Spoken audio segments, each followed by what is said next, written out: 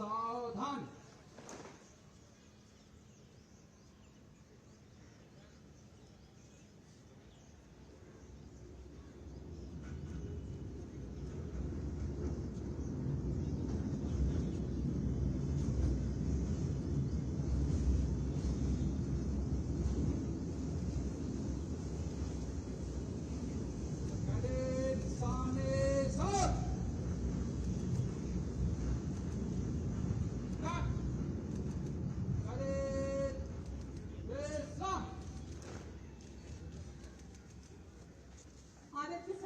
माननीय मुख्यमंत्री जी से अनुरोध करूंगी कि आज के शुभ अवसर पर हम सब आपका स्वागत करते हैं और हम सभी का प्रणाम आप स्वीकार करें।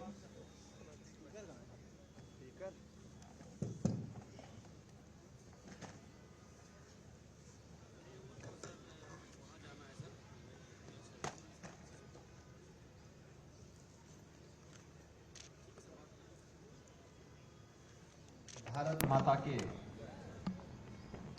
महान सपूत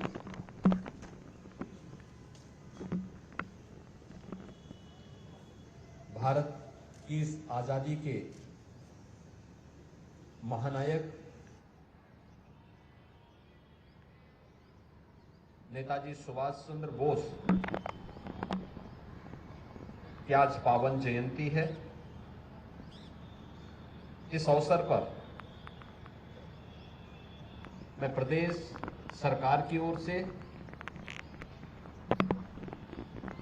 और प्रदेश की 25 करोड़ जनता जनार्दन की ओर से नेताजी सुभाष चंद्र बोस को देश के लिए, उनकी सेवाओं के लिए, युवाओं में ऊर्जा भरने के लिए नमन करते हुए विनम्र श्रद्धांजलि अर्पित करता हूं। हम सब जानते हैं कि भारत की आजादी के आंदोलन के दौरान भारत के युवाओं को विदेशी हुकूमत के खिलाफ एकजुट करके लड़ने की एक नई प्रेरणा नेताजी ने दी थी। न केवल भारत में बल्कि भारत के बाहर भी कैसे हमें देश की आजादी की लड़ाई को आगे ले जाना है,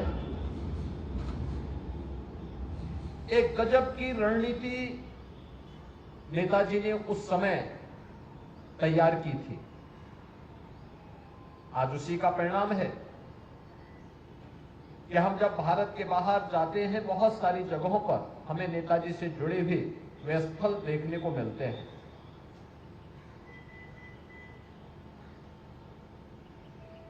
उस समय युवाओं का आह्वान करते हुए नेताजी ने जो आह्वान किया था, जब देश की आजादी की लड़ाई को प्रखरता के साथ उन्होंने आगे बढ़ाने का कार्य किया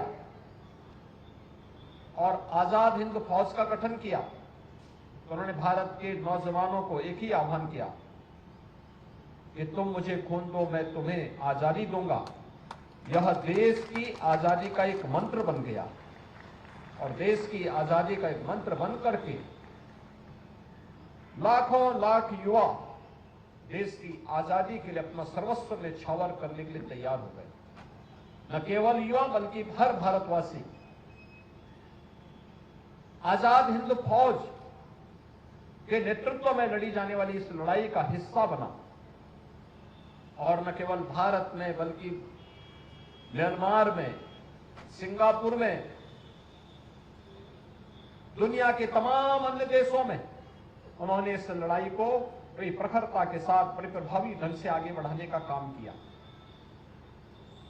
आज यही कारण है कि हर भारतवासी नेताजी सुभाष चंद्र बोस के प्रति बड़ा श्रद्धा और सम्मान का भाव रखता है। ये हमारा सौभाग्य है कि देश के यशस्वी प्रधानमंत्री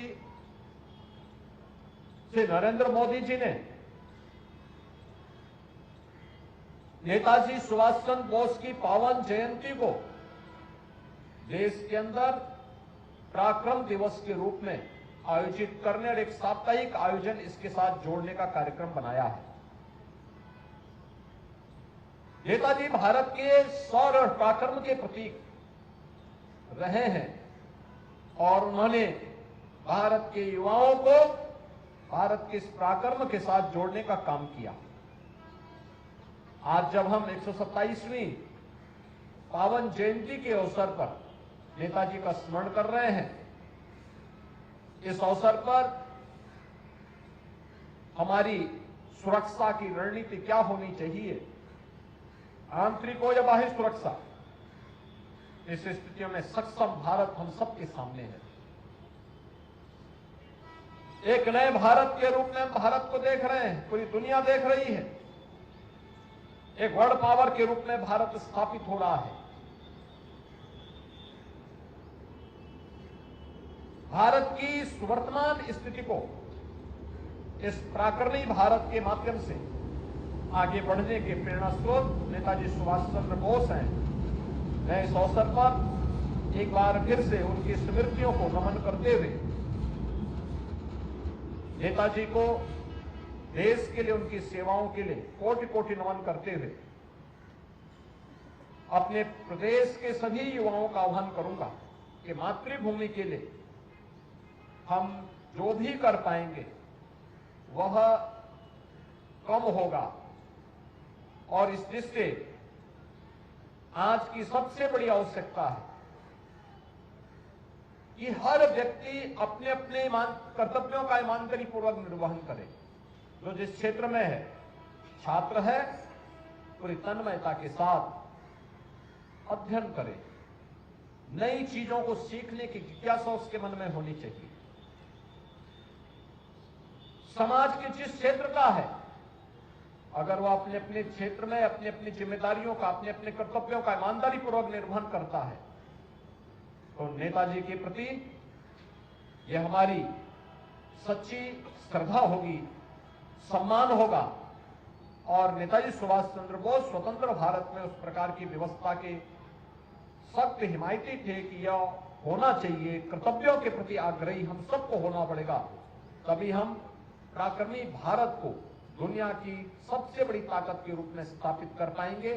आज के इस अवसर पर एक बार पुनः नेताजी को नमन करते हुए, इनकी स्मृतियों को नमन करते हुए, मैं इस अवसर पर नेताजी के आदर्शों का अनुसरण हमारे युवा करेंगे, इस विश्वास के साथ आप सबको आज के इस पराक्रम दिवस की हृदय से बधाई देता हूं, अपनी शुभकामनाएं देता हूं। धन्यवाद। जय हिंद।